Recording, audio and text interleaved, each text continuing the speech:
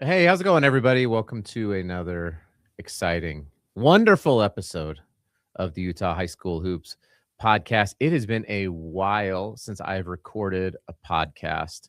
I've written a few different articles, I guess, um, over on Substack at utahbasketball.net.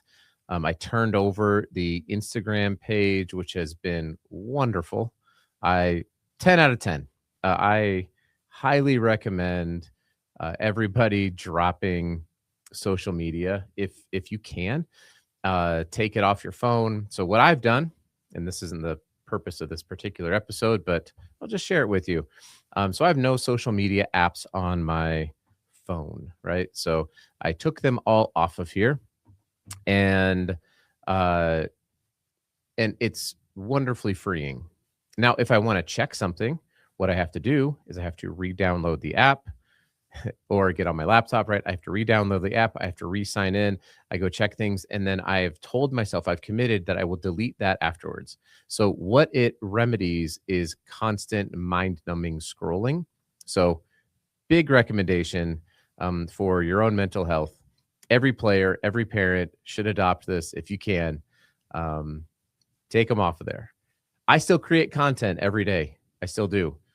It just I made it harder for myself, and it's quite freeing. So that's kind of what I've been up to. I also, you see, I got a new background here. I started a company back in August called Label King, and so I'm here a lot doing a bunch of work. But I had a little bit of a break and a few cups of coffee. Sorry, Utah. We got a few cups of coffee in me, so I wanted to go off a little bit here.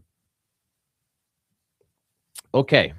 Um so there are some I don't want to say misconceptions, but it's just inconsistencies with how we talk about club and AAU basketball. And as a parent, I'm on the other side of this. So, in case this is your first episode listening to this particular podcast, I've been hosting this now for a number of years. I've walked through this journey with my son, and then we've had two kids who have lived with us. One from London and another from Dakar, Senegal, and all three of them are going on to play college basketball at different levels and sort of across the country. And so this is my perspective. So when I share things, it's my perspective. It's not the gospel truth, but I do think that it's important to gather perspective. So I share things from the perspective of a parent, but also a parent who has a bit of a presence socially in order to help other high school players. So I end up talking with a lot of college coaches, not just the college coaches who have recruited people that have lived in my house, but lots of coaches from various different backgrounds, from the NWAC to Division 1 to Division 2 to Division 3 to NAIA schools, um, lots of different coaches, and so this is my perspective, right? That's why I kind of wrote a parent's guide. Just it's my perspective on things like AAU, on recruiting, on camps, and stuff like that. Take it for what it's worth. That's what I'll say. So there's a lot that has shifted in college basketball. And if your goal or your player's goal is to go play in college, it's important to pay attention to this stuff, because when something shifts in college basketball, it's going to change how decisions are made. And ultimately, it does not matter how many social media followers you have. It doesn't matter how many mixtapes you put out. It doesn't matter how many likes or how many comments or how many retweets or how many, reposts or any, none of the social media stuff matters, because a social media company is not going to offer you a full ride basketball scholarship. Now, if you can get enough money coming in, if you can build up millions of followers, you can probably make enough money to be able to go to college for free. But that's not what this podcast is about. This is about, Utah high school basketball as a resource to help Utah high school basketball players and parents, in this particular case, understand some of the nuances of AAU and its relationship with recruiting and what some terms mean. So let me just say, like, what sort of prompted this is that I see a massive disconnect right now from my perspective. And the disconnect is this. The pending rule legislation, and I'm not a legal person, so don't take this as legal advice, that Division I athletes, I believe that the rule is only going to pertain to Division I players, but I would imagine this would also precipitate down to Division II, Division III, is that you have a 5-year clock that starts the academic year after you turn 19 or your high school graduation. So if you turn 19 at the end of your senior year or during your senior year, you still have 5 years once the next year starts. You can choose to defer it. If you want to go to a post grad, that's 1 year. It doesn't, your clock starts once you've graduated or the year after you've turned 19. There are 3 proposed exemptions to this. Number 1 is military service. Number 2 is maternity leave, maternity leave. And number 3 is religious mission. Though I have been sharing, if you follow me on X/Twitter, I'll be curious to see if the religious mission exemption ends up being a loophole that gets exploited. I think that's obviously in Utah. I understand why it's there. It's a specific provision put in place currently for one specific religion in the United States. Because as far as I know, there are not other religious missions that are taken by other religions, but that doesn't mean that people won't do it. And if there's anything I've learned about the NCAA and about recruiting, if it can be done legally, it's going to get exploited. So think about name, image, and likeness. Right? You can receive marketing money for your name, image, and likeness. That just turned into salaries and pay to play, right? So this new rule is shifting a lot of things, specifically for recruiting for the class of 2026, because it's unknown right now. So it's May 5th when I'm recording this. May the 5th be with you. And this has not been adjudicated or decided upon. And so coaches are like, we don't know. We don't really know. And so, yes, there are coaches who are showing up and going to club events and going to AAU events in the spring. They will be there in the summer. I'm not saying that coaches won't be there. Obviously, that's false. But a couple of things. Number 1, most coaches that I talk to, I don't really, like the BYU coaches, the Utah coaches, the mid-major to high-major coaches, they have entire staffs. They have stuff. They don't care about anything that I have to say, nor do they reach out to me to talk to me about, prospective players, which is fine. I don't need that validation in my life at all. So what I'm talking about is if you are a player who's looking to go play, JUCO and National JUCO, Division II, Division III JUCO. If you're looking at NAIA, Division III, Division II, these are all levels that are phenomenal levels to go play basketball at. Most of these programs have little to no NIL money. Most of them have had a lot of federal funding cut back. And so there is a bit of you have uncertainty with the NCAA, and then you mirror that and you partner that up with federal funding cuts to higher education on top of this kind of crazy idea of like, well, no, I don't, going to school for free just isn't enough, because I saw that this guy got, $300,000 to go sit on the bench. It's like, well, yeah, that person did. It's probably going to be you. So there's a bit of, it's not going to be as much. Coaches are going to be looking at traveling for specific reasons, and those reasons tend to be to recruit players that they're already discussing, they're already talking with, they've already connected with. It was very rare, even in 17U, that I would talk to a coach and they would say, no, I'm just here watching this random game. There had to be some sort of a relationship there. There had to be a reason that they got on a plane or they got in their car and they went to the game. Typically, that is a relationship with the coach already or a relationship with a player. Um, most of these coaches are not going to say like, "Oh, well, this is a shoe sponsored event." That's not a thing that's driving a lot of coaches. Now, what can happen, and I want to kind of break down the economics of what happens in a lot of these AAU circuits. So, um, I see a lot of people say like, "Oh, we beat this shoe sponsored team." Okay, I just put this out on Twitter. If you are on a team and your team has to pay, or you have to pay for your shoes, for your gear, and you are required to wear that particular gear, think like EYCL, um, Pro, Next Pro, Adidas Gold. What else would be? I don't know about the New Balance one in particular, but you think about these types of circuits. Those are not shoe sponsored events or circuits. Those are you're playing for an independent team on a circuit that has a relationship with a sneaker company. And that's obviously not as easy to say, but that it's not any different than playing on a Recruit Look team or a Prep Hoops team or your local.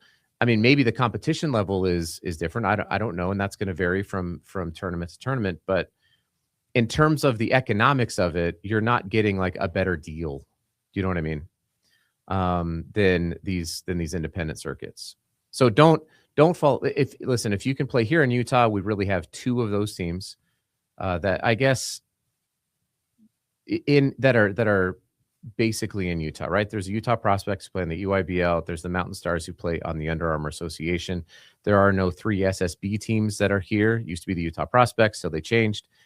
There are teams in like the Colorado Collective has a Pro 16 team. I think just there's 17. I don't know how that all works. There's Vegas Elite, AZ Unity. I don't know. I'm just going off the top of my head. But yeah, so you can go play for a team if you border that state. And so there may be some other options. But we'll just say the Mountain Stars and the Prospects, you're most likely going to go there and be given shoes because that is a shoe sponsored team. All right. Everyone else has their I'm not going to go through every single team or every single circuit, but that's sort of how that breaks down. These other the EYCLs, the Pro, Next Pro, the Adidas Gold, you need to just take a step back and think about the economics of what's going on here. All right. So here, I think of it's a lot like the lottery system. So in the lottery system, there is a promise of a reward. It could be millions of dollars. It could be, you don't just win you can't just win the one prize. Like there's a bunch of different prizes you can win. So everybody pools in their money, collectively hoping to win a particular prize. And then a very small percentage of the people end up getting the prize. That's it's not a perfect analogy, but it's kind of what happens with a lot of these sort of secondary teams on circuits that are sponsored by shoe companies. So you as a parent, you pay your money to the club. The club usually has financial obligations that are related to the circuit they have to then pay for. So they're paying into the circuit. The circuit is then taking. So if you think about there's a couple hundred teams, for example, on the Next Pro circuit, right? Per age group. So they can take all of this money in, and then they're going to charge at the door. So they're going to take in the money there, and then they're going to get a royalty because you have to go pay Puma in this case, or if it was Adidas or if it was Nike, you have to go pay them for the shoes that you're required to. You have to pay for the jerseys that you're required to. So all this money is going into this big giant pot. And then they can then say, okay, we're going to have select teams and even players that we are going to go and get. Now, Nike and Adidas have colleges that are part of their, and Under Armour. I forgot about Under Armour. Under Armour also has UA Rise. So sorry for not throwing them in. So they have at least colleges that are signed with them. And so there is sort of a pull through into there. Um, so if you think about like AJ DeBonsa here, BYU is a Nike school. He played on the EYBL. Um, and Utah Prep was a Nike school. So Nike, and now he is a Nike athlete.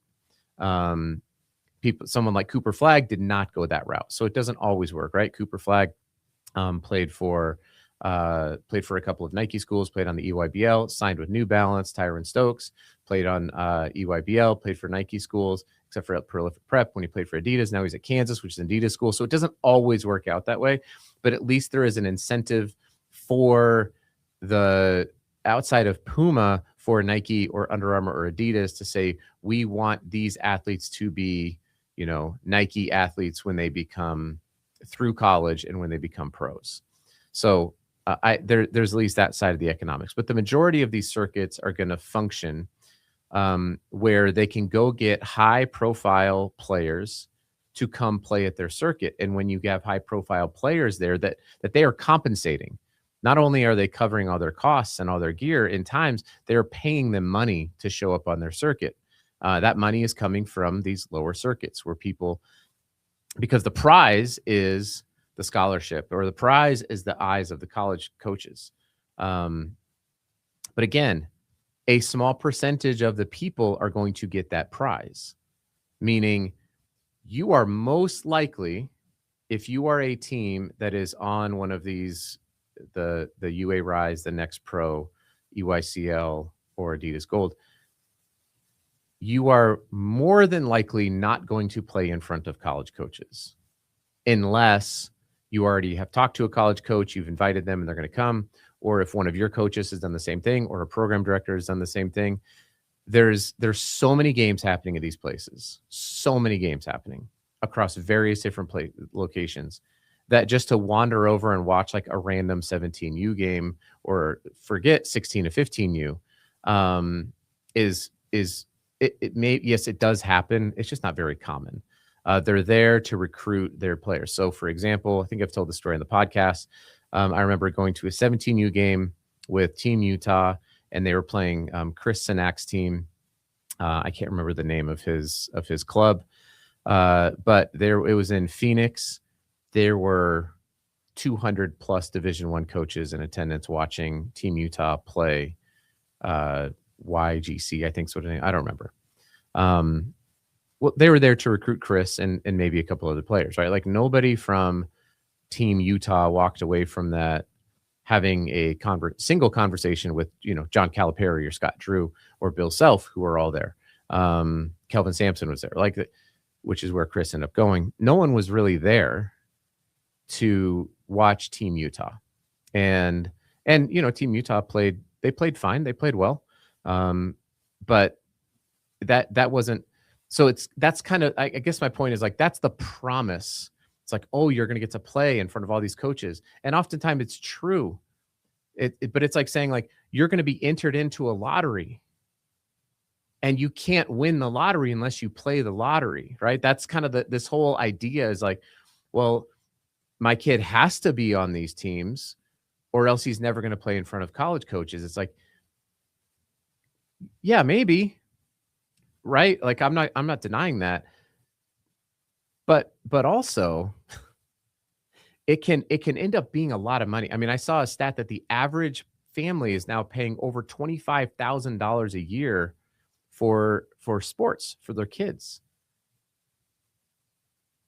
So if college in the state of Utah costs around, on average, $18,000 to $20,000 a year, you cannot play sports for 4 years and have a full ride scholarship for your player. So the unit here's what I'm saying. The economics are not economicing. The math isn't mathing right now because colleges are disproportionately under recruiting high school kids, at least at the levels that a lot of parents think their kids should be playing at. If you think that your kid is going to go to BYU or Utah and you're playing in the state of Utah, just know if you are not a top 3 or 5 kid in that class, and even at that, you may not get recruited to these schools. If you're not a top 10 kid in the class, it's going to be tough. It's just going to be tough right now because you have pros from international leagues across the world who are eligible to come play in college, who have been paid a lot of money and now are eligible to come play in college. You have junior college basketball is at some of the highest levels we've ever seen. People are staying in college a lot longer. So the roster spots that used to go to younger players are now going to older players. And with this 5-year rule, right? Like if you have, especially here in Utah, if you have return missionaries who are 21 years old, they're going to be able to play till they're 26. And they're probably going to play until they're 26. And they're going to have those roster spots. And so the point is like, go play, go have fun, but at least understand what is actually happening. Okay.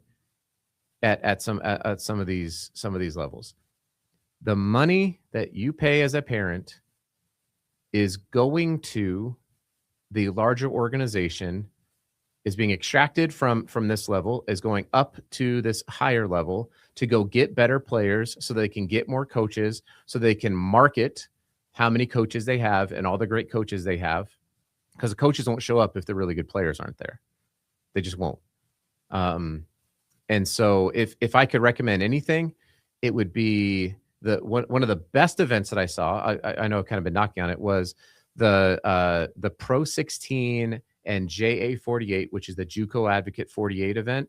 When that happens simultaneously, it is an amazing thing to see not only how many coaches are there from junior colleges. So you have JUCO coaches who are there, which is who you want to be networking with for a lot of Utah players. So you have a lot of JUCO coaches who are there. You have a lot of D2 NAIA Division I coaches there because they're all recruiting JUCO way before they're recruiting high school kids. So it's yes, it is marketing, but it's also a lot of coaches that you want to be talking to, that you want to be inviting to your games. You want to do the work early. And so if you are playing at that event, I recommend doing a lot of outreach and talking to those coaches to invite them to your game. Give them your schedule, let them know. If you think that Bill Self is going to show up to your game, unless you're, Junior County or Anthony Falesi or Dean Ruger, like it's okay that it's not going to happen. It's fine. But you want Coach Drake from Green River, or Coach Casey from Westminster, or Coach Denninger from Northwest Nazarene. Like you want, Coach Riley from SWAC. Like these are incredible options. All of those they're varying different degrees of options. These are amazing options. Snow and USU Eastern, and these are great options. That's who you want to be playing in front of right there for the majority of the people. All right. So as you're going to keep going through the spring season, just know how it's working and be prepared for how it's working. Pay attention to what's happening within college basketball. Pay attention to the rules and regulations. Ask yourself, what does this mean for me as an athlete in high school? Usually what it's going to mean is forget whatever sneakers you have to buy to play AAU on, right? If you find a great program, and there's a lot of really, really good AAU programs here. Find a great program that is going to develop you, that's going to work hard to develop your game. Because I can tell you one thing, you will not play in college if you're not getting better. Full stop.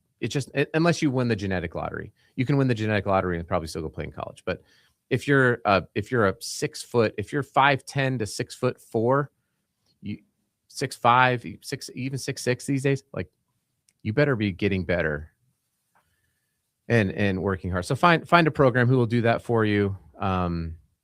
Hopefully you don't have to spend money flying all around the country, because at least this summer, just going to be expensive. Jet fuel is hard to come by. Plane ticket prices are going up. Hotel costs are going up. It's just an interesting time. So be prepared for that.